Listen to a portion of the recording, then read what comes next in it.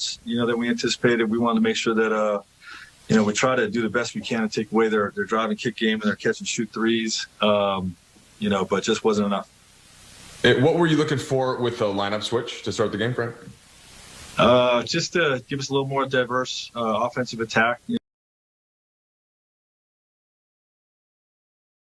Playing through the ability to play through Keith a little bit in the post. Having a ball handler out there with Braun was something that we really wanted to do after the overtime game the other night. So Talent or Alex was out there the whole night with him, and just giving us a little bit of a fresh look, a different look after losing 3 in a row. Okay, we'll start off with Kyle Goon, please. Hey, Frank.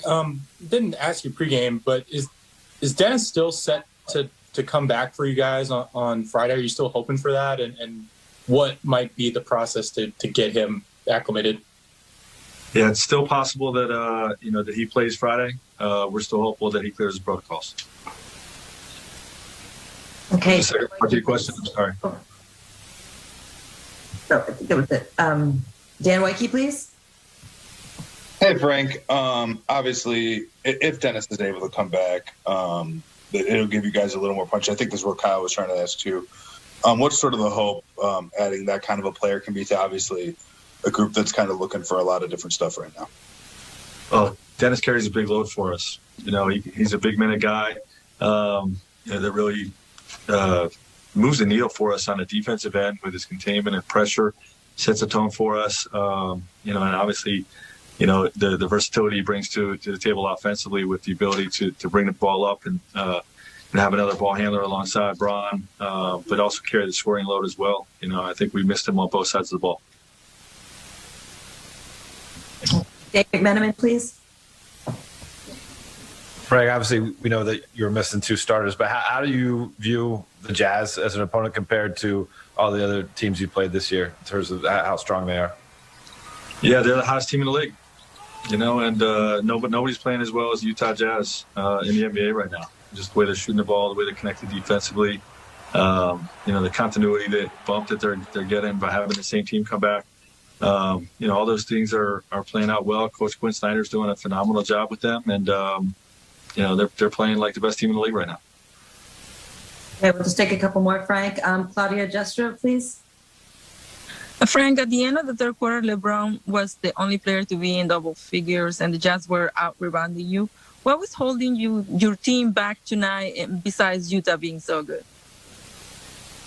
We just didn't play well enough. We didn't guard the 3-point line well enough, and we didn't answer back. We had a 17-point offensive third quarter, which really limited with what we're trying to do in terms of answering back with that 3-point attack. Thank you. All right, and last question, Leonardo Torres, please. Hi, Coach. It's Leonardo Torres from Peru. On this losing streak, what has disgusted you the most about the team? Nothing's disgusted me. I love our guys. We're competing. We're grinding. We're staying together. We're shorthanded, and a tough part of our season. But we know it's a marathon, and our group's staying connected and ready to compete again on Friday night. Try to turn this thing around, but very confident in our group. All right, thanks so much, Frank. Safe travel. Sportsnet Lakers, driven by your Southern California Honda dealers. Chris McGee, James Worthy, Robert Ory, Allie Clifton's going to join us in a little bit. You got Trudell and Brez handling the postgame. The Lakers lose their 4th game in a row. They're now 0-4 with Dennis being out. They're 1-4 since AD went down with the injury in Denver. And most who follow the trends in the NBA kind of saw this game coming. We talked about in the pregame show, this was going to be a huge challenge for the Lakers against the hottest team in the league. But still, blowouts are never fun. And the bottom line, big game and Rob, Lakers are struggling. And over the last 2 weeks, they've had 3 of their worst losses, and the woes continue a little bit. Yeah, it would just be nice to say the Jazz are really good and we could just go home and that'd be the show. That's pretty much what it was. I mean, look, the Lakers are struggling a little bit right now. Okay, they're missing their big, engine in the middle, AD. That's bad enough. Then you're missing Schroeder. That really sets them back because you can't run your offense or your defense without 2 major components. You can try, you can fill in here and there, but they have not been able to sustain that. They've been depending on LeBron quite a bit. And so, the Washington game, 17-point lead, they had to get that one. Because they get that one, that kind of makes them feel good about where they are in the schedule. But going into Utah without AD and Schroeder, that was going to be a tough game. And Utah proved that their record it's not a fluke. They're pretty good. Yeah, really good team. They're one of the best three-point shooting teams in the league, and they showed that tonight in the first half. Yeah. They put up 13 threes, I think it was. 14 in the first half. 14, sorry, -1. And if you look at the Lakers, they're really missing Schroeder. I know we're missing AD, but they're really missing Schroeder because you got another guy who can penetrate, who can get his own offense, who can do things of that nature, and you can get LeBron off the ball. Because you look at the way Alex Caruso did, he did it, but he doesn't have that extra gear like a shooter does to get to the hole and get easy buckets, because that's what it's going to take in games like this. When one team is hot from three and you're not hot from three, you need to get some points in the paint, and that's what Schroeder provides for the Lakers when he goes to the bucket and gets those points in the paint. And we do want to give credit where credit is due, as you both alluded to. The Utah Jazz are playing great basketball. They have the best record in the NBA. In the last 24 games, guys, they're 22-2. And just the last couple of nights, in their last 2 games, they've hit 53s. And tonight, in that category, the Lakers were -42 in threes made. How about that number? -42. They were 22 of 48. The most threes the Lakers had given up this year was 19, but the Jazz lit it up.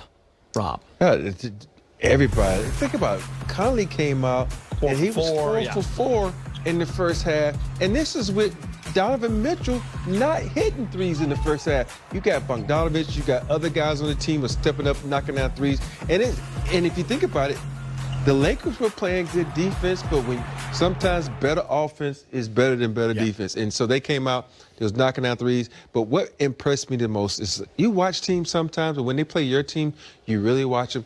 The ball movement, the continuity they had, the precision they had in the offense. When they came off a screen and roll, they attacked. They didn't hesitate or doing those things that guys like that hold a guy up. They attacked over the top to Rudy Gobert or out for a three. They were precise and sharp. Rob brings up a great point, James. When you look at the ball handlers they have and Donovan Mitchell and the speed that they have, Mike Conley, crafty guys, Jordan Clarkson, they can run high pick and rolls, but they will attack you and they will move the ball. It's a really unselfish team and a great passing team. And that ball moves. They'll skip pass.